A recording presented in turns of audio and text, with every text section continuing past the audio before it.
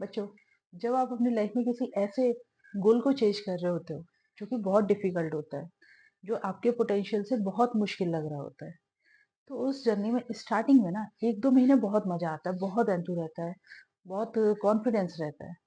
पर पता नहीं क्यों 1 महीने बाद, 2 महीने बाद, 2.5-3 महीने के बाद आपका वो कॉन्फिडेंस ना कम होने लगता है।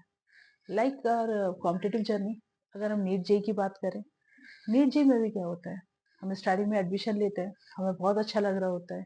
1 महीने हम डेली क्लास जा रहे होते हैं, हमारे रोज नए दोस्त बन रहे होते हैं, क्लास में कुछ नया सीखने को मिल रहा होता है, एक्साइटमेंट आ रहा होता है, चैप्टर टेस्ट होते हैं, सिलेबस कम होता है, हमारे मार्क्स कम पढ़ के भी अच्छे आ रहे होते हैं और हमें कहीं ना कहीं एक किक मिल रहे होते हैं। बट यही अगर बात करें 2 से 3 महीने के बाद, तो जस्ट अपोजिट होना शुरू हो जाता है। चैप्टर टेस्ट की जगह यूनिट टेस्ट होना चालू हो जाते हैं, मार्क्स ड्रॉप डाउन होना चालू हो जाते हैं। गलती से अगर आपने कोई फैमिली फंक्शन अटेंड कर लिया या आपने कोई फैमिली आउटडोर ट्रिप कर ली, आप दोस्तों के साथ बाहर चले गए, तो आपका बैकलॉग हो जाता है। और बैकलॉग तो वैसे ही क्लियर नहीं हो सकता क्योंकि हमारी सिटिंग कैपेसिटी से तो अभी भी हम स्ट्रगल कर रहे होते हैं। उसमें तीनों सब्जेक्ट का लोड एक साथ, वो तो फिर जाने ही दो। हम केमिस्ट्री और फिजिक्स करने बैठते हैं तो बायो भूल जाते हैं, सिर्फ फिजिक्स करने बैठते हैं तो बायो केमिस्ट्री के लिए टाइम नहीं मिलता। एक सब्जेक्ट का होमवर्क होता है तो दूसरे का कहीं ना कहीं मॉड्यूल छूट जाता है, और फिर ये सारी प्रॉब्लम एक साथ आपको एक पहाड़ की तरह दिखने लगती है। और फिर शुरू होता है वो पॉइंट जहाँ से आपकी वो फीलिंग आना शुरू होती है कि बहुत मुश्किल है, शायद नहीं हो पाएगा। गिव अप करने की जो एक अंदर से फीलिंग आती है, वो आप फील करने लगते हो। आपको क्लास जाने का मन नहीं हो रहा होता है, आप क्लास में बैठते हो बट आपका फोकस शिफ्ट हो चुका होता है। पूरी क्लास में 1 घंटे 2 घंटे एक क्लास में आप 30% 25% फोकस कर पा रहे होते हो। यू स्टार्ट फीलिंग लो कि यार नहीं हो पा रहा, कैसे मैनेज करें, कैसे बैलेंस करें। और ये सारी चीजें फिर कंसिस्टेंटली अगर होती रहती हैं तो कहीं ना कहीं आपके लिए एक बहुत बड़ा प्रॉब्लम क्रिएट हो जाती है। इससे डील करने के लिए बच्चे, सबसे पहले एक इम्पोर्टेंट पता बात क्या है, आपकी इंटेंट। आपको खुद से ये पूछना बहुत जरूरी है कि क्या आप सच में यही करना चाहते हो। इंटेंट क्यों जरूरी है? क्योंकि मोटिवेट आपको कोई भी कर सकता है, आपको मोटिवेशन का कोई प्रॉब्लम नहीं है, मोटिवेट किया जा सकता है। बट इंटेंट ये कोई और नहीं ला सकता। इंटेंट आपको खुद लानी पड़ती है ना, कि भाई मेरी इंटेंशन है कि मैं करना चाहता हूँ, प्रॉब्लम्स आएंगी पर मैं करना चाहता हूँ। तो अगर आप करना चाहते हो तो सॉल्यूशंस हैं हर एक प्रॉब्लम के।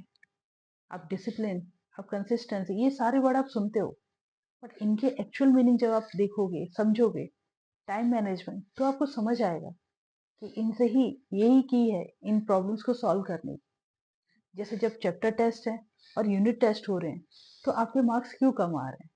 बहुत ही सिंपल आंसर है कि हम आज भी 10th वाला जो हमारा मैट्रिक्स है ना वो यूज कर रहे हैं।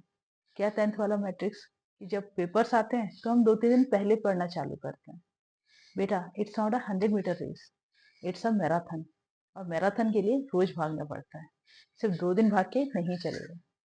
इसलिए जब अगर आपको यूनिट टेस्ट में स्कोर करना है, आपको कॉम्बो वाले पार्ट टेस्ट में स्कोर करना है, तो आपको डेली एक डिवोटेड टाइम पे पढ़ना पड़ेगा। उसके लिए आपको काम करेगा क्या? कंसिस्टेंसी। आपको डिसिप्लिन रहना पड़ेगा।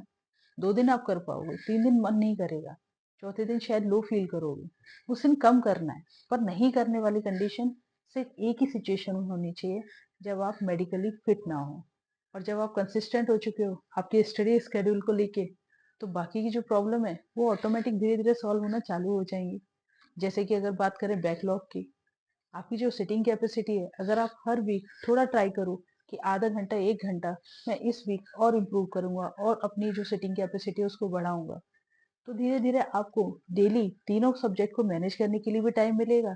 और कहीं ना कहीं अगर आपको बैकलॉग हो रहा है, जो कि होना नहीं चाहिए, बट स्टिल किसी जेन्युइन रीजन की वजह से अगर वो हो भी रहा है, तो एटलीस्ट आप उसे कवर अप कर पाओगे, आपको उतना टाइम मिल पाएगा। तो बहुत बार ये फीलिंग आएगी कि यार नहीं हो रहा है, बहुत डल फील कर रहे हैं। जब भी आप बहुत मेहनत से पेपर दे रहे होगे, मार्क्स नहीं आएंगे, या फिर आपका बैकलॉग हो गया, आप पीछे रह गए हो, या कोई भी ऐसी चीज जो कि कहीं ना कहीं आपका कॉन्फिडेंस लो कर रही है, और ये कंसिस्टेंटली अगर हुआ, तो इस 2 साल में आपको शायद बहुत बार ये फ़ील आएगा कि यार नहीं हो रहा है, बहुत टफ लग रहा है, शायद हम मैनेज नहीं कर पा रहे हैं।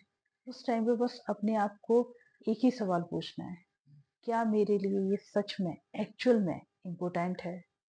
क्या मेरी इंटेंट 100% यही करना चाहती है?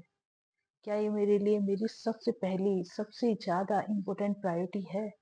और अगर उसका जवाब हाँ है बच्चे, तो कहीं न कहीं आप उसकी वे आउट निकाल सकते हो, चीज़ों के सॉल्यूशन निकाल सकते हो।